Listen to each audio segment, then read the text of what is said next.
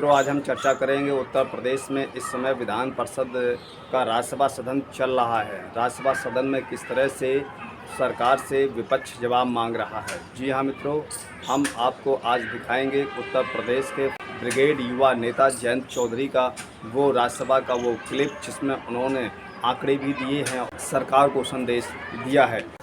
नमस्कार मित्रों, मैं हूँ मुकेश कोरी।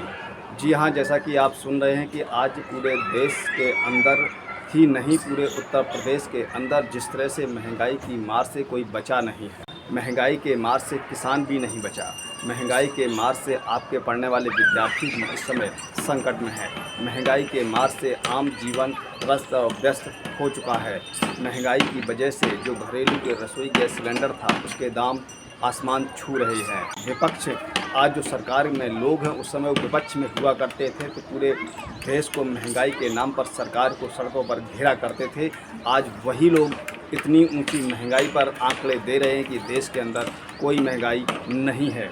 उत्तर प्रदेश की सरकार जिस तरह से कह रही थी कि हम किसानों को लाभ देंगे, जिस तरह से बता रही थी हम विद्यार्थियों के लिए काम करेंगे, जिस तरह से महिलाओं के लिए उन्होंने जो योजना लेकर आई थी वो सभी के सभी धरी की धरी और कागज़ों के अंदर दर्ज होकर रह गई हैं।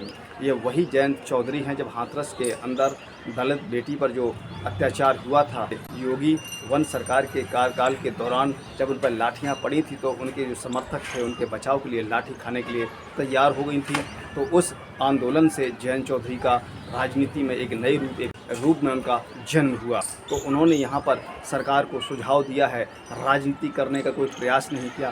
तो ज़्यादा आपका समय ना लेते हुए हम आपको वो राज्यसभा का उनके क्लिप सुनाते हैं। 2 मिनट्स जयंत, करिए क्या कर, मैं क्या करूं? जीएसटी देना पड़ता है। मैं क्या करूं? धन्यवाद सभापति। जीएसटी काउंसिल का डिसीजन है। मैं मुझसे पहले माननीय सदस्यों ने भी बात रखी। पहले श्रद्धांजलि दूंगा माननीय सुषमा स्वराज जी को, और इसमें कोई शक नहीं है। मुझे याद है मैं लोकसभा में उनके भाषण को मैंने सुना। जिस तरीके से जमीन से जुड़ी बात, एक गृहिणी का दर्द, घर गृहस्थी की बात, मध्यम वर्ग और गरीब के दर्द को, पीड़ा को वो बयान करती थी बेखूबी तरीके से। तो उनसे प्रेरणा लेते हुए आज वो दायित्व हमारा है। हम कोशिश करेंगे, बाकी सरकार भी ऐसी हो जो सुने। मैं कुछ सुझाव देना चाहता हूं, क्योंकि हमने चर्चा की है खाद्यान्न के महंगाई के दर पे सभी सदस्यों ने बात रखी, लेकिन जो मूल बात यहाँ सदन में हुई है उससे मैं कुछ अलग राय रखता हूँ। हम महंगाई की बात करते हैं, तुरंत आलू प्याज टमाटर पे आ जाते हैं। हमने क्या सीमेंट, सरिया, ईंट की बात की, ट्रैक्टर के भाव की बात की, पंप सेट के भाव कैसे बढ़ गए उनकी बात की? क्या किसान की लागत की हम चर्चा कर पा रहे हैं? मैं आंकड़े दूंगा। अप्रैल से जून 2020 ये जो 3 महीने हैं, अगर उसमें सीपीआई फूड इन्फ्लेशन 8% रहा, जो काफी होता है, मैं मान रहा हूं, उसी समय में आपका WPI फार्म इनपुट इन्फ्लेशन 27.4% रहा। और यहां मैं लिव्ड एक्सपीरियंस बताना चाहता हूं, अनुभव बताना चाहता हूं। अगर आंकड़ा गलत हो, बहुत सदस्य यहां ऐसे हैं जो खेती करते हैं, जानते हैं, वो बता दें। 2014 में अगर 1 एकड़ के गेहूं के खेत पे ट्रैक्टर से आप जुताई करते, आपके औसतन 3000 रुपए खर्च हो रहे थे। आज 8 साल बाद 5400 रुपए खर्च होते हैं। 1 एकड़ के धान की खेती आप करते, 300 रुपए का बीज आ जाता था, अब 600 रुपए लग रहे हैं। आपके खाद और दवाई पे अगर 3000 रुपए 2014 में खर्च हो रहे थे 1 एकड़ के धान की खेती करने वाले किसान के लिए, आज 6000 रुपए तक वो आंकड़ा पहुंच गया। तो हमसे महंगाई की बात करें, ठीक है, टॉप है, आपने स्कीम बनाई, 2018 में 500 करोड़ दिए। सवाल बनता है कि उस संसाधन का क्या प्रयोग हुआ? क्या हमने खाद्य प्रसंस्करण की इंडस्ट्री को, फूड प्रोसेसिंग को बढ़ावा दिया है? क्या ये सच्चाई नहीं है? क्या टॉप टोमेटो से शुरू होता है, टमाटर से शुरू होता है, टमाटर के प्रोसेसिंग पे आप 12% जीएसटी वसूलना चाहते हो? क्या ये सच्चाई नहीं है कि पोटैटो को प्रोसेस करने के लिए अगर आप चिप्स बनाएंगे, नमकीन बनाएंगे, तो उस पर भी आप 12% जीएसटी वसूलना चाहते हो? ये भी एक कारण है कि जो फूड इन्फ्लेशन है वो बेकाबू हो रहा है। मैं आग्रह करूंगा, वित्त मंत्री को मैं सुझाव देना चाहता हूं कि अगर आप सीपीआई में जो वेटेज है फूड का, अगर आप उसे घटा देंगे तो ये जो चर्चाएं बेवजह होती हैं, आप पे भी दबाव कम होगा। आप तुलना कीजिए, जर्मनी में सीपीआई का वेटेज फूड का क्या है? 8.5%, ब्राजील में 25.5%, चाइना में 19.9%, पाकिस्तान में भी 35% है, हमारे यहाँ 46% है। इसलिए दूध का भाव 1 रुपए बढ़ जाएगा तो त्राही त्राही मच जाएगी, आप पे भी दबाव बन जाएगा और फिर आप व्यवहारिक फैसले नहीं ले पाती हो।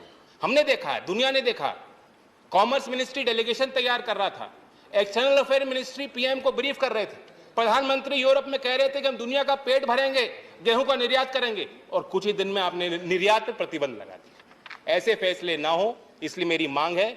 दूसरी बात, मैं भी अभी कंक्लूड कर रहा हूं, मेरी सहानुभूति है वित्त मंत्री जी के साथ, क्योंकि जब से वो आई हैं वो मजबूर होकर क्राइसिस मैनेजमेंट मोड में उन्होंने काम किया है।